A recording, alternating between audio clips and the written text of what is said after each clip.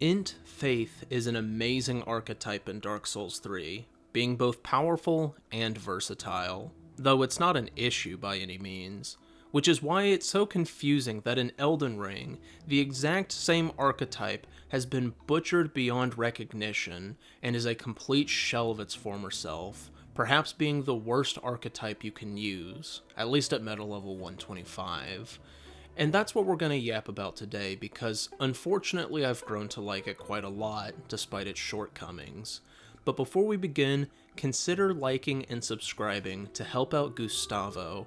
He recently became addicted to boluses and has become fat as a result. He's quite sad about it, and maybe if we like and subscribe, it'll give him the morale needed to get back in the gym and get his monkey gains.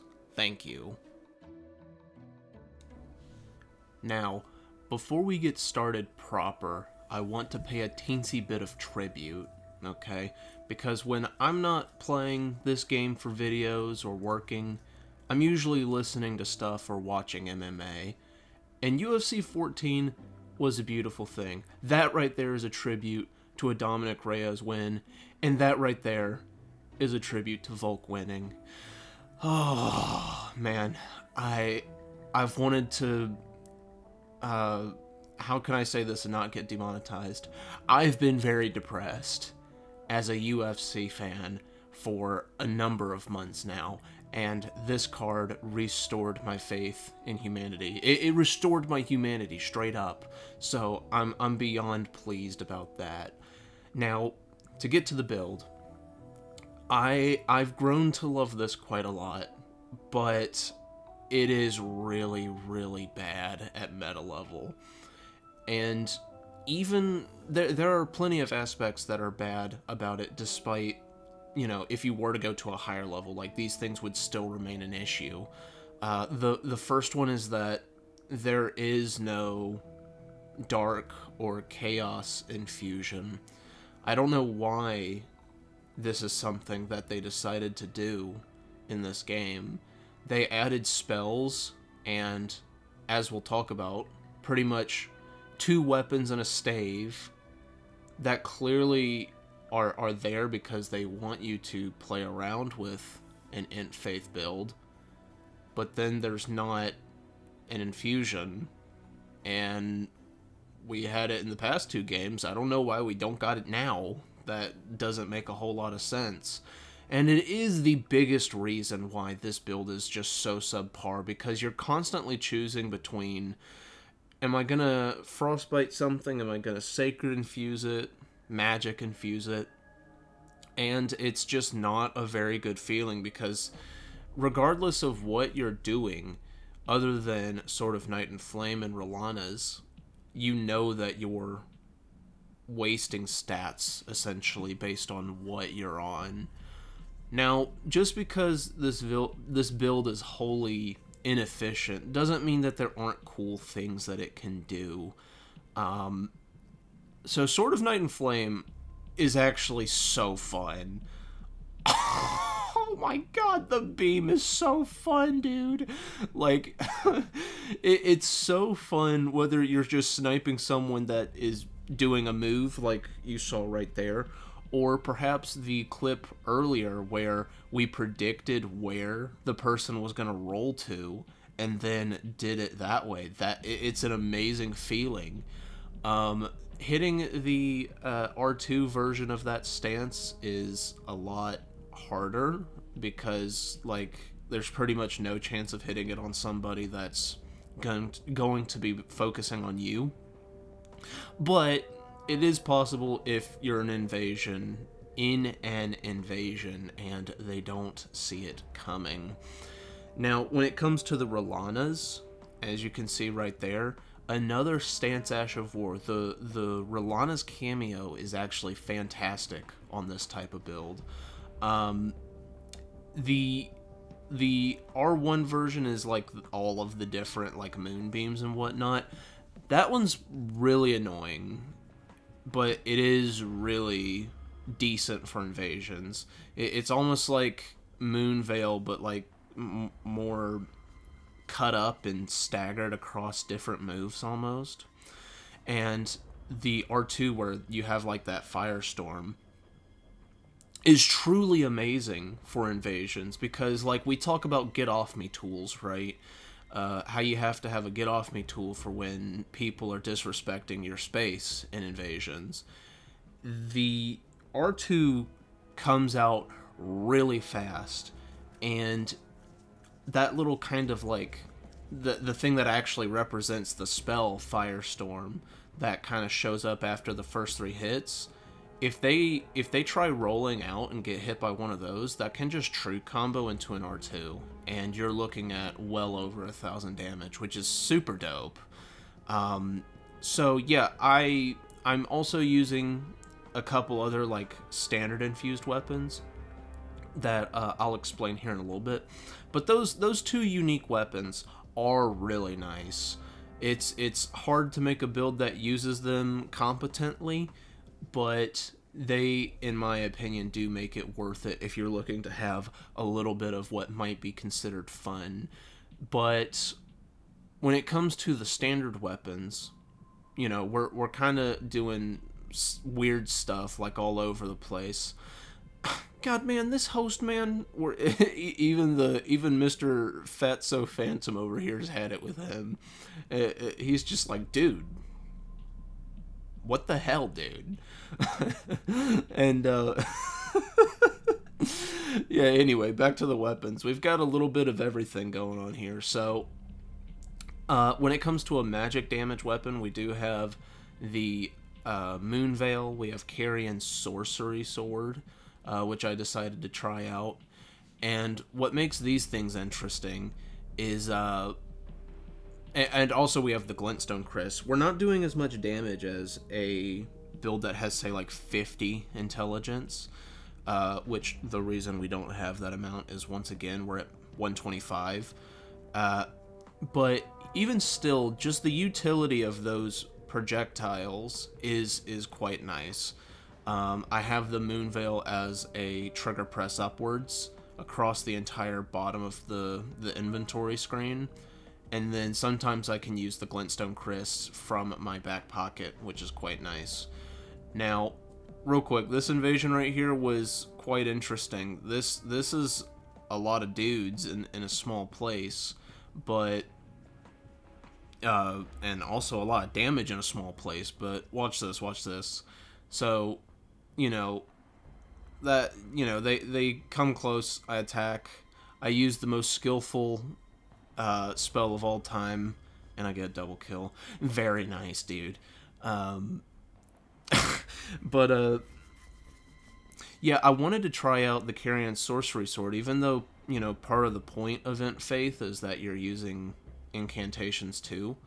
A lot of the spells that require both Int and Faith are on the sorcery side of the spectrum. And so even if the Carrion Sorcery Sword's not doing that much damage, it is really interesting that you can, say, cast the skull emoji with a two-handed thrusting sword. What I'm saying is you are the worst human of all time if you do that. And I did that, and I lost like 3 million social credit score, which, you know, valid. But yeah, it's also interesting because, if I'm not mistaken, the Carrion Sorcery Sword is very front-loaded in terms of its scaling. It's not doing great damage, but it is like the best damage that a casting thing can do at 40 intelligence, if I'm not mistaken. And with the Circlet of Light right here, we are making it to 38, so we are really close. So I did enjoy this quite a bit. The main issue with the Carrion Sorcery Sword is that if we were to run a Sacred Blade Estonk or Clean Rot, we would literally just be doing double the damage.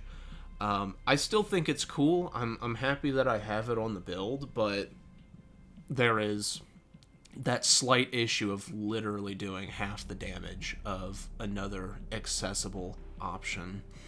And also I'm running the Sword of Night and Flame and the Rolanas as hard swaps both up and down.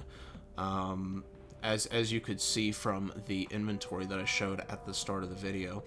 The idea is to like start on, say, like the Sacred Blade Scimitar, and then at a moment's notice, say I need that get off me sort of move in the Rolana's R2, then I can do that. I can swap to it really quickly. Now, when you have this many options at your fingertips, it can be kind of overwhelming. And what I was personally struggling with this build is keeping my head on a swivel and actually making use of all my different options fluidly in a fight. Usually what I was doing for these clips was choosing a weapon or a combination, whatever the case might be, and then just kind of staying on that for the invasion, and that's fine. That's an okay way of doing it. But the way that I set this up was definitely to be swapping fluidly between all my options, so it's not quite as fleshed out as I would have liked. Watch this Phantom. What a champ, dude. He saw the Black Flame Tornado and he let me hit him with it. What a champ, dude. I appreciate that. Now, it's also worth mentioning that, obviously, my armor and the shield are not optimal. And also the fact that I have a Ghost Flame Torch as a hard swap. I have a Ghost Flame Torch as a hard swap. I'm just out here doing the 3 Ls, okay, dude? Jeez, that damage. I'm doing the live, laugh, loves with the Ghost Flame Torch swap. It's very important. Get a little bit of a backstab right there, but yeah, like the shield that I'm on is my favorite looking. It matches my armor. See, look how important this is. Look how important. Very nice.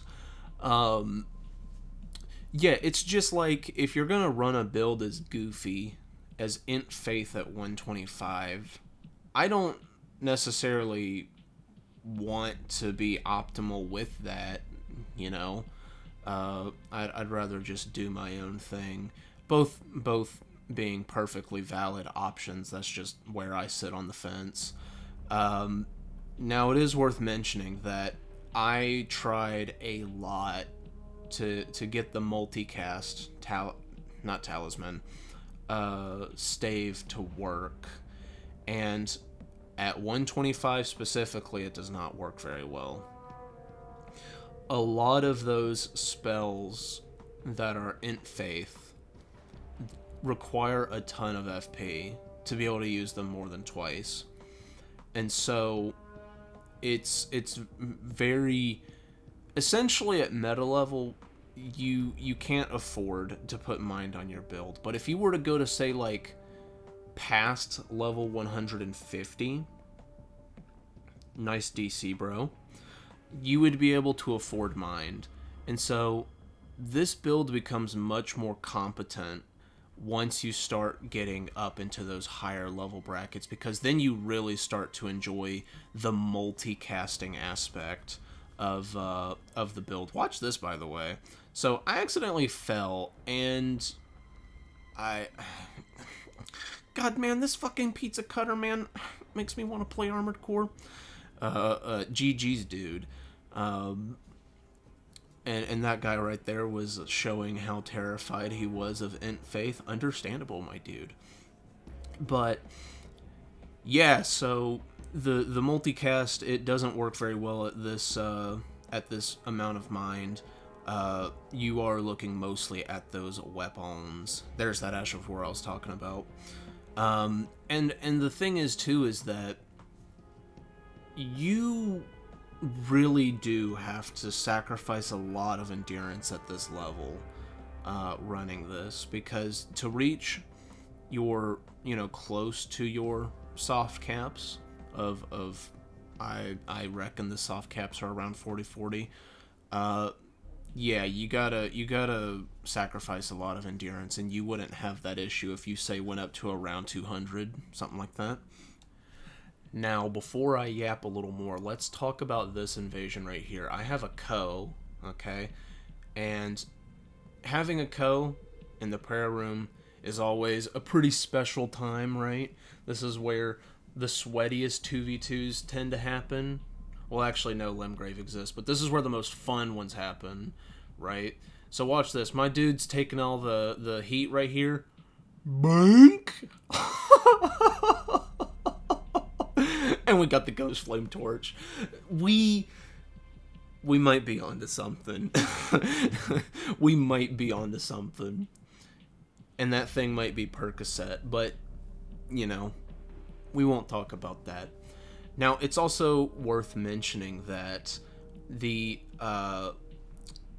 standard weapons that I just plan on actually hitting people with, mostly running the Sacred Blade Holy Infusion. Now, the Holy Infusion on its own, at this like sort of like 38-38 split, for some reason does more damage than Intelligence, the magic infusion. I thought it'd be the other way around, but it is not. At least for the ones I was using. And the Sacred Blade does allow us to boost our damage up a ton. Now, granted, it is kind of just a scuffed version of what a 50 Faith build would be running, which is obviously a lot easier to run, as well as a lot stronger. How did you manage to roll that, dude? You should have let that putrescence hit you. I would have appreciated that. Yeah, but like what I'm running is I'm running the Golden Epitaph and like the Sacred Blade on, say, like S-Stock, Main Gouache, or I think that's how you say that, and the Scimitar, and it's like we don't have a whole lot in the way of strength, so that little combination of weapons works out quite nice. Now, we are here finally at the hardest fought invasion of the video. It would turn out that this Phantom is also an Int Faith build, but not the type of Int Faith build that you're thinking of. No. He's just max level, okay? Just look at this beautiful Mega Man looking guy just spamming the skull emojis. Wow, that does a lot more damage than when I use it as of right now. Look at him go, dude. Now, we do get this little swap right here. Unfortunately, the host rolls that properly. That is the biggest issue with Black Flame Tornado, is people being able to roll it correctly, get out of the really big hit. That's why it would have been reasonable to run Flaming Strike on those halberds instead, as just like a really strong roll catch. That might actually be something that retroactively that I do, because this is the 1000% run character. I know I haven't made a video with it in a minute where I, said that and made it clear, but yeah, I've been running this for getting the character to the higher journey levels and doing all that stuff, which, by the way, might I add, it was when I was going to go fight Rolana that I had swapped this over to Int Faith, because I wanted a third Rolana's Twin Swords.